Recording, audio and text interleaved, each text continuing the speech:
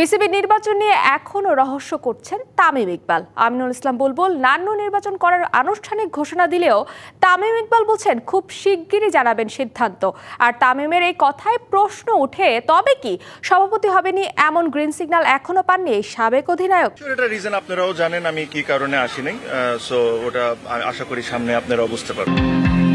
ক্রিকেটারদের সংগঠন কোয়াবের নির্বাচনে সমর্থন থাকা সত্ত্বেও কেন অংশ নিলেন না, এমন প্রশ্নের জবাবে যেন রহস্যই করার চেষ্টা করলেন তামিম ইকবাল। কোয়াবের নির্বাচনে ভোট দিতে এসে এদিন মিরপুরে ব্যস্ত সময় কাটান সাবেক টাইগার অধিনায়ক তামিম। মুখোমুখি হয়েছেন বিসিবির সভাপতি আমিনুল ইসলাম বুলবুলেরও।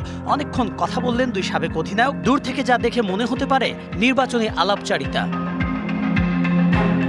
রাজনৈতিক পট পরিবর্তনের পর ক্রিকেটারদের অধিকারের ব্যাপারে সোচ্চার তামিমকে অনেকেই চেয়েছিলেন কোয়াবের সভাপতি পদে। শুরুতে তারও আগ্রহ ছিল, কিন্তু শেষ পর্যন্ত প্রার্থী নয় বরং ভোটারের রূপেই অবতারণা তার, যা তার বিসিবি নির্বাচনে প্রার্থী হওয়ার সম্ভাবনাকে আরো জোরালো করে।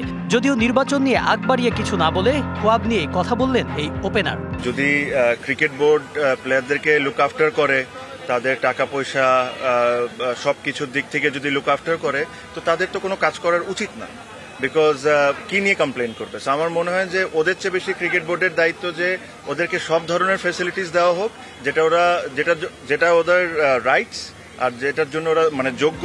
বাংলাদেশ ক্রিকেট বোর্ডের সভাপতি আমিনুল ইসলাম বুলবুল ইতিমধ্যে বিসিবিতে নির্বাচন করার আনুষ্ঠানিক ঘোষণা দিয়েছেন। আরেক সাবেক অধিনায়ক মিনহাজুল আবেদীন নান্নু কোয়াবে নির্বাচন করার থেকে বিসিবি নির্বাচনেই আগ্রহ প্রকাশ করেছেন। তামিমও হাঁটতে যাচ্ছেন একই পথে, কিন্তু প্রশ্ন হচ্ছে এখনো কেন নীরব তিনি, নাকি অপেক্ষা করছেন নির্বাচন ঘিরে নতুন কোনো মেরুকরণের?